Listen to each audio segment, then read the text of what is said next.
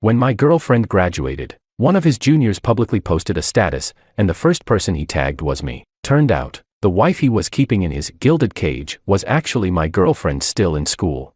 He even bragged about it, how Jasmine used my credit card to buy him a luxury car, an expensive watch, and even paid the down payment for a penthouse downtown. I confronted my girlfriend. Her words were blunt and cold. "Ali, I know you treat me well, but we're just not right for each other. Peter knows all my likes and needs. He keeps me company. We're true soulmates." I said nothing, just handed her a bank card. Jasmine immediately looked guilty. "Ali, don't give me any more money. You've already done enough for me over the years." I stuffed the remaining 9 cards into her hands. "You got it wrong, Jasmine. These are credit cards I applied for under your name when you started college. Everything you spent on Peter over the past few years, you paid for it yourself. Make sure to pay them back on time. Don't let it mess up your credit score." Chapter 1. I had prepared $10 million for my girlfriend. More precisely, $10 million to help her pay off the debt. 4 years ago, when I made my relationship with Jasmine official, I firmly rejected my family's arranged marriage and agreed to their condition.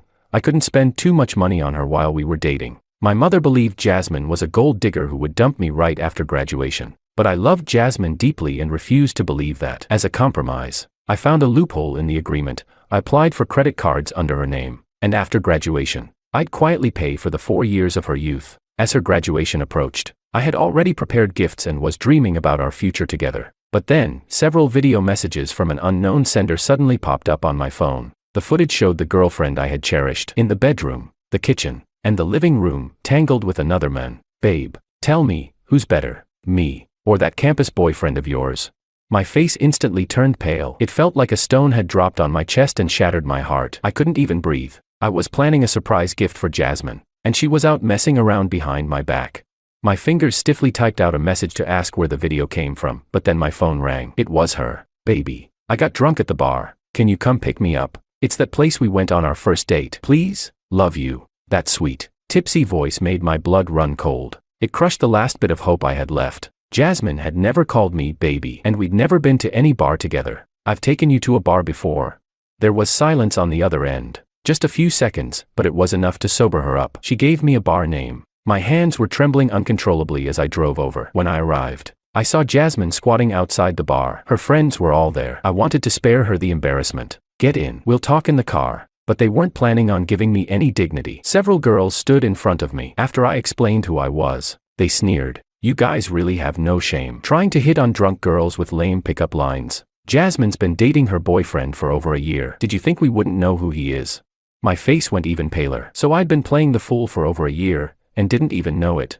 Jasmine mumbled and said I was her cousin. Only then did the girls hand her over. Back at home, I helped Jasmine onto the couch, barely holding my emotions together as I forced out a question through gritted teeth. "In front of your friends, you wouldn't even admit I'm your boyfriend."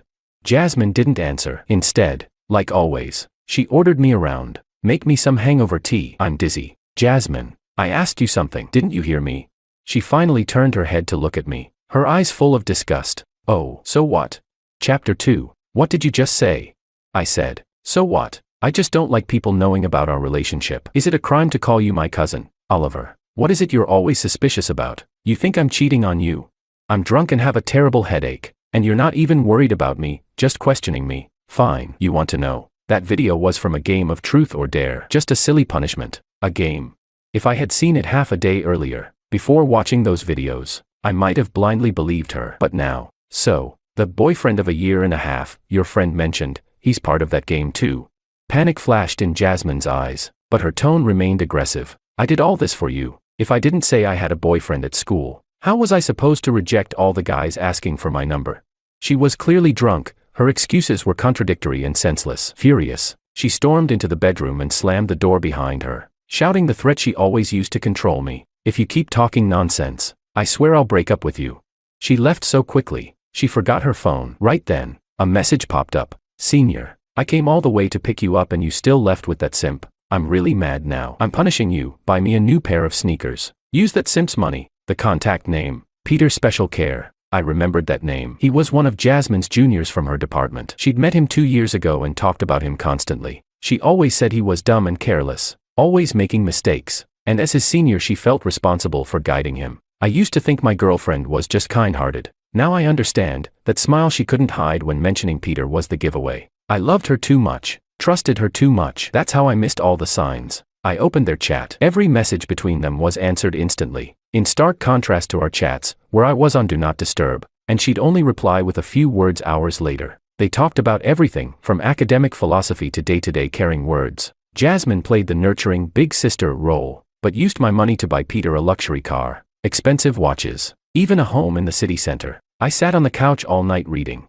watching 4 years of love be completely shattered. Turns out, when I was sick and needed care, she claimed she had a meeting just to throw Peter a birthday party. That jade pendant I gave her, she lost it right into Peter's hands. The 1,000 roses I handmade for her anniversary, she took them to a hotel for their romantic night. She even made a solemn promise to her junior. We've got the car and house we need. Once I graduate, I'll break up with Oliver and make our relationship official. Chapter 3. I didn't know when I fell asleep on the couch. When I woke up, I smelled something fragrant. Jasmine walked over, holding a bowl of porridge. I stared at her in a daze. This gentle, caring woman looked just like the one I'd first fallen in love with. Last night's disgust and rage felt like a bad dream, until she nervously opened her mouth. Did I say anything weird last night? Anne, you didn't look at my phone, right?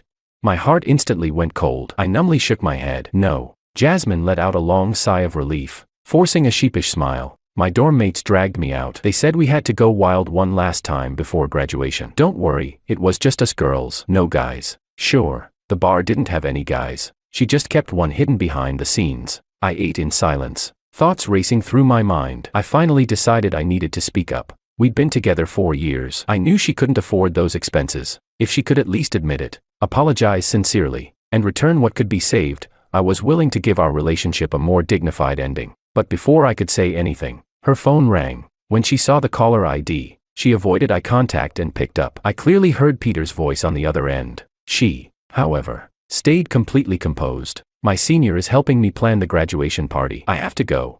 She quickly changed clothes and rushed out the door. I put down my bowl and followed her downstairs, until I saw her and Peter kissing at the entrance of a hotel before walking inside together. All the strength in my body vanished. I collapsed to the ground. 5 minutes later, another video came through on my phone, sent by the same unknown number. It showed them entangled again, accompanied by a mocking message. Wow, senior, you saw all these videos and you still haven't dumped her. What's wrong? Are you into this kind of thing? So it was Peter sending them, mocking me, the loser in this story. Right after, Jasmine called me. She was holding something back over the receiver, speaking in a strange voice. Baby, can you come to my graduation party tomorrow? I want to tell you something. I smashed the phone to the ground, the last bit of hope in my heart completely crushed, leaving only rage. So, she planned to dump me at her graduation party. To flaunt her success. Fine. If you two don't want dignity, then I won't give you any more chances either. Chapter 4. The next morning, after I got up, Jasmine finally came home, staggering, her eyes dodging mine. Why did you suddenly hang up the phone yesterday? Go back for the afternoon party. I looked at her trembling legs and sneered internally. So the cheating couple really did indulge themselves the whole night before graduation. Do they really think life is just about living in the moment? I'll go. Hearing that, Jasmine looked pleased and took out her phone, seemingly to text someone. Then she explained to me. I just went out to have fun with my girlfriends last night. I nodded perfunctorily and returned to the study to contact the bank. I could still hear Jasmine in the bedroom, sweet-talking Peter over the phone in a nauseatingly saccharine tone. Peter kept reminding her over the phone that before breaking up with me, she must get enough money for the two of them to live on. Jasmine responded confidently. Relax. Oliver's been simping for me for years. Even if he finds out about us, as long as I act a little cutesy, he'll give me whatever I want. I sneered inwardly. Of course, go ahead. Take as much as you want. Time passed quickly, and in the afternoon, I drove the dolled-up Jasmine to the party venue. On the way there, Jasmine suddenly remembered the money, so she started acting cute. I didn't hesitate to toss her a bank card. When we arrived, I got out of the car with her on my arm. Many people turned to look, puzzled why Jasmine seemed so close to me. After all, in everyone's mind, Jasmine and Peter were the actual couple. Peter immediately grabbed the mic and shouted. Obviously, because this gentleman here is my wife's simp. He spends big just to make her happy, buying me cars, houses, even watches. He looked smug, brazenly mocking me as the loser in this love triangle. But I really don't like being the third wheel in this relationship. Then, right in front of everyone's shocked faces, Jasmine dumped me. Ollie, I know you treat me well, but we're just not right for each other. Peter understands all my hobbies and needs. He gives me companionship. We're true soulmates. I nodded silently and handed her another bank card. She was stunned. And for the first time, a trace of guilt flickered in her eyes. "Ollie, you don't need to give me any more money. You've helped Peter and me enough over the years." I smiled and stuffed the remaining 9 cards into her hands. "You've got it wrong, Jasmine. These are the credit cards I opened in your name when you started college. All the luxury cars and villas you bought Peter over the years, you paid for them yourself. No need to thank me. Just remember to pay the debt back." Chapter 5. I didn't speak loudly, but my words carried clearly through the entire venue. For a moment, everyone except me had their mouths wide open in disbelief. What did he just say? Credit cards. He said the money his girlfriend spent over the past few years came from credit cards. They stood in a daze for a while, as if trying to make sense of what I had said, then suddenly burst into loud laughter. "Is that for real? Credit cards? Who the hell gives their girlfriend, opens credit cards in her name for her to use? What kind of game is this guy playing? But hey, if he really used credit cards, then that means all the spending Jasmine did on her boyfriend recently was actually with her own money. Ha ha ha ha." Apart from the crowd of people Peter had arranged to come mock me, there were also other students present. They had long been fed up with Peter flaunting around under the shine of his girlfriend. Now, after hearing my words, the room exploded with laughter. Unlike the laughter surrounding them, the main characters of this story, Jasmine and Peter, looked like their faces had been drained of blood. "Oliver, what did you just say? These cards are..." Peter cursed loudly. "Oliver, are you even human? Who the hell gives their girlfriend credit cards like that? There are people like you who spend your boyfriend's money on your side piece. So why can't I be the guy who opens credit cards under his girlfriend's name?" I pulled out the stack of invoices I had organized all afternoon from my shoulder bag. In the past 2 years, the projected spending adds up to $8.76 million, and credit cards come with interest. All in all, it's roughly over $9 million. These cards, by the way, were only approved by the bank because of my connections. Otherwise, with the processing fees, you wouldn't even be able to afford the payments. Actually, you probably can't afford them even now. As I spoke, the smirk on my lips grew wider and wider. Peter's face turned pale as he looked at Jasmine.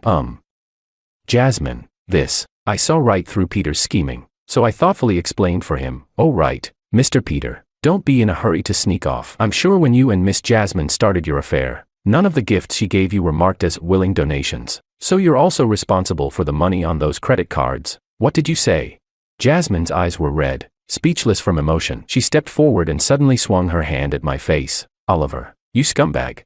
I tilted my head to dodge without hesitation, then slapped her right back. "Jasmine, do you really think you're in any position to call me a scumbag? Everyone here can see clearly who the real trash is, spending my money to support your side guy. You even called me yesterday morning right before you were about to hook up with him. What? Is that some kink of yours? Does it make things more exciting for you?" Jasmine's red-rimmed eyes filled with disbelief. "You hit me, Oliver. You actually hit me. You weren't like this before. You've changed, Oliver." Her words utterly disgusted me. I had to fight the urge to slap her again and gave a cold laugh. "I've changed. Yeah, I've changed. I'm no longer the gullible fool who let you lie and cheat me out of love. Let me make it clear, Jasmine. I had actually prepared $10 million for you. I wanted to use it to buy those 4 years of your youth. I'll admit, before I found out about Peter, I truly loved you. I prepared a car for you, a house, even a great job. And if you didn't like working, that was fine. We could have traveled around in a camper van, chasing the poetry and distance you always talked about. Looking at it now, you are chasing your poetry and distance, just not with me." Jasmine blinked, visibly shaken. Peter, on the other hand, was wide-eyed the moment he heard $10 million. He frantically patted Jasmine's back. "Jasmine, did you hear that? $10 million. This idiot had $10 million ready for you. Hurry up and go apologize to him. If you apologize properly, maybe he'll pay the debt for us. Go, Jasmine, go." I waved Peter off in disgust. "Forget it, Mr. Peter. I much preferred the version of you from yesterday morning when you sent me that text. Anyway, I wish the two of you a long, loving relationship, and lots of children." Then I turned around and walked away with dignity. Chapter 6. After leaving the school, I called home. "Mom, Dad, about that arranged marriage you mentioned before, I've thought it through. I'm willing to come back and marry her." There was a voice of surprise on the other end of the line. "You little punk finally made up your mind? I remember you said just today that you were going to spend the rest of your life with that wonderful girlfriend of yours."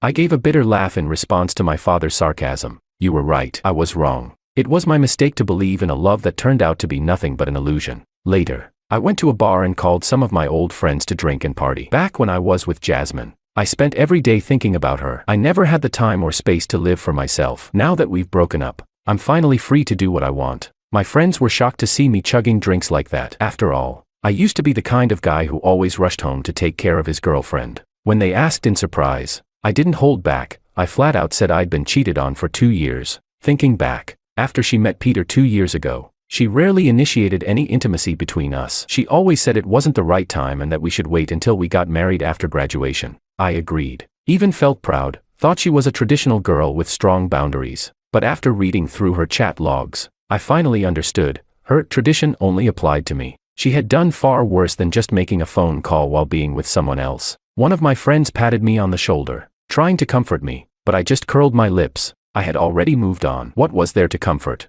But when I got home from the bar, Jasmine was standing in my apartment. She smiled when she saw me, reaching out as if to hug me. I stared at her in disbelief. What now? Did she lose her memory after graduation? We had just ended things, and now she thought we could just get back together.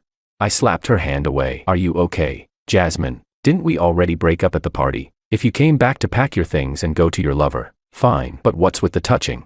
Jasmine's face flushed, her eyes immediately welling with tears. Don't be angry, Oliver. I know I was wrong. I saw how exhausted you looked these past few days, so I came back to make some chicken soup for you. Here, try some. She turned around and handed me a bowl filled with rich, fragrant chicken soup. I know I was wrong. I shouldn't have done those things behind your back. After you left, I thought about everything a lot. Is there really anyone in this world who loves me more than you do? I misjudged everything. Misjudged what? I asked curiously, not taking the soup. Jasmine suddenly looked hurt. He ran. The moment he heard he had to pay $9 million, he disappeared. I always thought he was a man of responsibility, but now I realize he was with me just for money and my body. He never loved me. As she spoke, giant teardrops streamed down her face. I'm so heartbroken, Oliver. Jasmine rarely cried. In my memory, the first time she cried was when I got injured by accident and was misdiagnosed as terminal. She cried her heart out. The second time was on her birthday, when I surprised her with a giant cake. She teared up and said she'd only seen things like that on TV. Never thought someone would love her enough to actually do it for her. In the past, whenever I saw her cry, I would have done anything to cheer her up. But now, my tone was cold. Heartbroken. Why? Wasn't this your own choice? Forgot what you said just a few hours ago. Do I need to remind you? Oliver, might have been good to you, but that goodness wasn't real. I didn't understand your interests, your hobbies. Everything I did was just surface level, only seemed like love. Peter, on the other hand, is your true soulmate. He understands everything about you, what you like, what you hate. He was there to hold you when you were sad and lonely. He gave you warmth. Wasn't he your one true love? Then why do you still need a temporary stand-in? My cold words seemed to pierce right through her. I know I was wrong, but Oliver, aren't you being a bit too cruel? You promised me once that you'd stay by my side forever, that you'd forgive all my flaws, that we'd be together. How could you break your vow? Chapter 7. What a load of bullshit. Forgiveness. Being cheated on is something that can be forgiven. Vows. Jasmine, did you even manage to keep a straight face when you said that? Do you remember what you said on our first anniversary? What? Jasmine froze. Her expression showed she really couldn't remember, so I helped her recall it. Our first anniversary happened to fall during the winter. I had a falling out with my family, a season buried in heavy snow. I had rejected an arranged marriage for the sake of the woman standing in front of me. My family wouldn't allow me to date her, so I ran away from home and blocked all their contact info in anger. In return, they froze all my bank cards, but I had my eye on a couple's bracelet set at a shop just before our anniversary. I took on 4 part-time jobs a day and managed to buy the women's piece to gift to Jasmine. Coincidentally, she had prepared the exact same surprise. That college girl, not even graduated yet, had taken on a flood of design commissions in the dorm, her hands covered in wounds and band-aids from overwork. When we exchanged gifts, we both cried. We held each other tightly and made vows that we'd love each other forever, that our hearts would belong only to each other. It was a love that really moved people. And now, what's the result? Do I need to remind you again and again? Jasmine fell silent, lowering her head. The chicken soup in her hands was so hot it made her fingers tremble, yet she didn't move. I let out a deep sigh and gently took the bowl from her hands, placing it on the table. You should go. There's no us anymore. I wish you happiness. Jasmine's body began to shake. Her lips parted like she wanted to speak, but nothing came out. In the end, she just lowered her head and murmured, I'm sorry. Then she walked out the front door. I stared at the steaming pot of chicken soup and shook my head, then dumped all of it into the trash. After knowing Jasmine for so many years, I'd like to think I can still tell whether she's genuinely remorseful or not. The chicken soup thing. Probably Peter's idea. He likely even had her drug it, thinking she could force me to pay up with some underhanded trick. But after everything I said, all those memories I brought up, The look in Jasmine's eyes, it was real regret, real remorse. But deep affection that comes too late is worth less than grass. If she knew it would come to this, then why did she make those choices in the first place?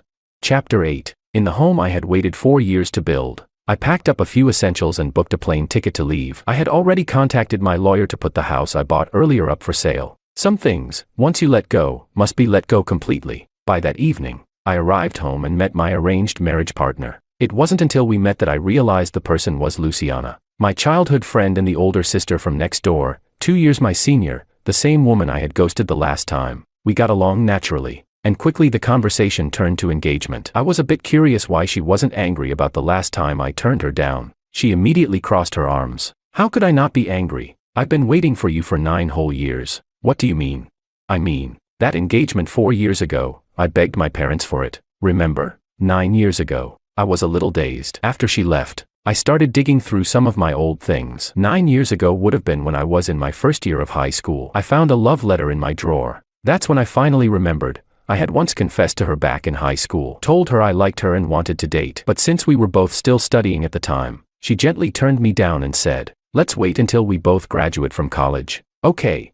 I suddenly felt a wave of guilt. A blurry high school crush had been treasured all this time by this neighbor sister, while I, like some heartless jerk, had completely forgotten about that promise after just a few years. The next day, when Luciana came over again, I sincerely apologized to her. She didn't care at all. She just patted my shoulder. "As long as you remember, that's enough. Big sis has always been waiting for you." From then on, Luciana and I spent more and more time together, building our bond. Strangely enough, even though it had been so long since those innocent high school days, I still found myself fluttering at her every smile and movement. It felt like a seed of love, buried long ago, had finally sprouted again. Slowly, we began to hold hands. What I didn't expect was that 2 months later, Jasmine suddenly called me, asking to meet. I had my phone in hand, ready to reject her, but Luciana suddenly took the phone and answered. "He'll come." I looked at her in confusion. Luciana gave a soft, calm smile. "She was your first love. You were together for 6 years. You need to give that story a proper ending. Public humiliation at a graduation party isn't exactly graceful closure." Luciana's empathy moved me. I nodded gently. Okay. Soon, we arrived at the gate and saw Jasmine. She was wearing a wedding dress, looking completely different from the way I remembered her. Her eyes were swollen from crying, her face full of weariness. She became emotional when she saw me. "Ali, don't call me that. We've already broken up," I replied calmly. Jasmine stared at me, then looked at the woman beside me. "Oliver, is this your side chick? Is she the one you betrayed me for? Still haven't learned anything in 3 months." I stood up instantly and scolded her. "Watch your mouth, Jasmine. Luciana is my fiancée, not some mistress. We've already broken up. There's no betrayal here. So stop spreading lies about us." Jasmine's expression darkened. "I'm sorry. If you're just here to apologize, then please leave." Jasmine's body trembled. "You won't even give me one more chance. I was wrong before. Peter's a complete scumbag. I never saw the truth. I never understood your love, or myself. But I'll change. I swear I'll change. Why won't you give me just one more chance? Wasn't 4 years enough?"